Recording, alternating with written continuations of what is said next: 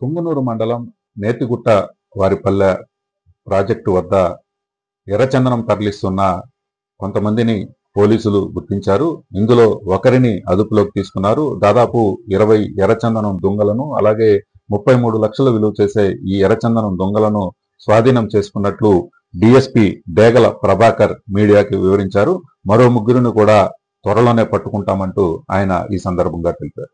Police వారికి CI Subbarayudu and SI Hari వాళ్ళ సిబ్బందికి రాబడిన సమాచారం మేరకు ఒక ప్లేస్కి వెళ్ళి అక్కడ ఒక వ్యక్తిని, ఒక ఇన్నోవా వెహికల్ని 20 దొంగలను స్వాధీనం చేసుకోబోయింది. అతను సర్దార్ అనే వ్యక్తి తమిళనాడు, ఇంతకుముందు పీడిఎస్ఐస్ వ్యాపారం చేసేవాడు.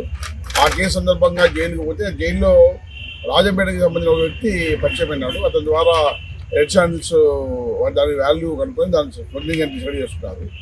అందుకు సంబంధించి రవి అని చెప్పేసి వాడు, సయ్యద్, హరీఫ్ అండ్ మణివన్నన్ వీళ్ళ ముగ్గురితో కలిసి వ్యాపారం చేసుకుని వచ్చారు. నిన్న దినము రాజంపేట జంగిల్ ఏరియాలోకి పోయి 20 ముద్దలు తీసుకున్నారు. వస్తే ఆ వెహికల్ కింద కొంచెం అది బ్రేక్ డౌన్ అయింది. వెంటనే ఆ సమాచారం పోలీసులు రావడంతో వెంటనే వెళ్ళి చూసుకొని వాటిని సీజ్ చేయడం జరిగింది. ఒకతను పట్టుకొని రిమాండ్ పంపిస్తున్నారు. మిగిలిన ముగ్గురు కూడా అరెస్ట్ చేస్తాము. తర్వాత దీని ఫ్రంట్ వర్డ్ ఏమి, బ్యాక్ వర్డ్ ఏమి, ఇవి ఎక్కడి నుంచి వచ్చినాయి, దీనిపైన సమగ్ర విచారణ చెప్పండి. మామూలుగా దీని కిలో 5,000 అంటారు.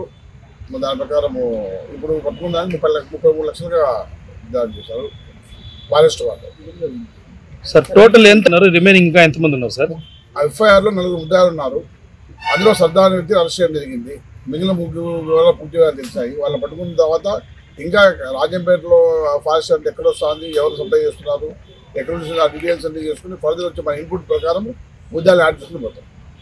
640 కిలోలు ఉన్నాయి దాదాపు సార్. ఈరోజు మొత్తం సీజ్ చేసిన దొంగలు మొత్తం 20, దాన్ని 620 కిలోలు వెయిట్గా ఉన్నాయి మొత్తం దగ్గర. ఒక ఇన్నోవా వెహికల్ దాదాపు విలువ 33 లక్షలుగా డిఎఫ్ వాళ్ళు చెప్పారు.